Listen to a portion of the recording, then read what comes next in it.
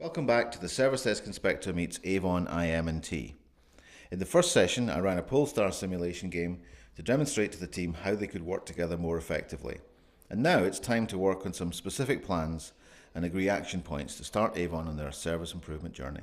First thing though, I really just want to do is have a little bit of fun really, but a little bit of a workshop around about our communication styles. Could you just go into pairs, yeah? And take one of these topics that you don't believe in and try and convince the other person. Because a technician Yeah. are thinking on another 2 layers above the customer itself, and many times. Because they're thinking personal, that they can just transfer all that personal knowledge over to business knowledge. This is our standard component list. This is what we will support. This is what we can look after. This is what we can build. That keeps everything nice and smooth and easy. Just trying to get people to argue an opinion maybe that they don't even believe in, but use the communication skills and how you interact with somebody rather than just pure logic. So what we'd like to do now is actually really do some practical stuff for you in this organisation. Let's come up with 3 things for each of these areas that practically we can do to improve those things. Don't we need a clearer process for them to escalate back to us any issues before we get a problem as well? So if they can see a service going down or a network's going down, they can inform the service desk first. My view is I don't think you should be precious about what people do at any part of the time. You need to be flexible and adaptable. Give us a couple of minutes on your 3 points. What kind of service desk do you want? Okay, we would like a reliable and efficient service with everybody on the desk having adequate skills and training. With regards to the abandon rate, we suggested maybe encouraging self-service going on to iSolve. If you can actually say to staff, the more you free up our time from less technical issues, which are more around training requirements potentially, and you do a publicity campaign around that, you actually free us up as a service desk to tackle some of the more significant issues that you want us to look at. That's absolutely right. I mean, these systems, even the best of them, can feel miserable if they're not marketed. Incident management identified 3 clear areas where I think it's important to have incident management. Ownership, communication and escalation. The escalation, we need to have a clear matrix involved for our teams internally so they know who to go to in terms of getting information, taking control.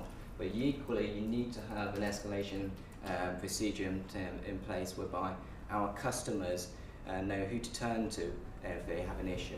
I'd be much more interested in us focusing on preventing the need to have an escalation process and procedure. They're in danger with that of over-engineering it, I think, and just saying, we've got a matrix, we've got all this, we've got that.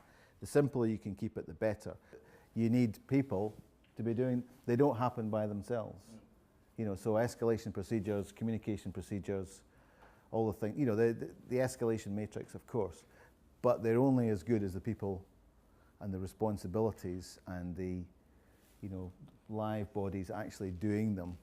They have to be defined, I think, otherwise they don't happen at all. Service improvement project, like everything else, it needs ownership.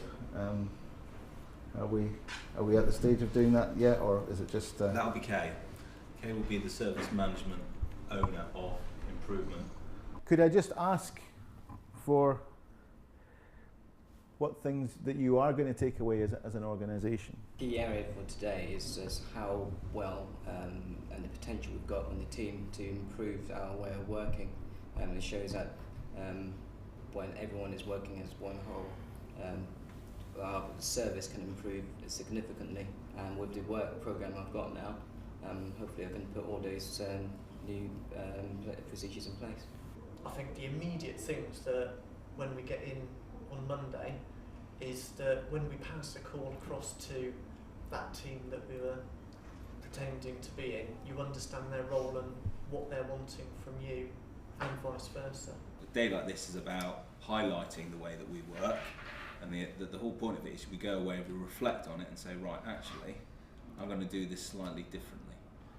I've heard a lot of really great input and feedback from people on what they got out of the day, but the proof of the pudding's in the eating, and we'll need to see and come back, find out how it's all gone. So motivational day, We just need to see some action. I think everybody had a bit of a slow start, not quite sure what to make of it, but the characters started coming out and everybody really enjoyed themselves. There's real positive energy in the room. So yeah, I'd just like to thank Barclay, Service Desk Inspector and the Service Desk Institute for a great day, and I'm looking forward to see it on the website.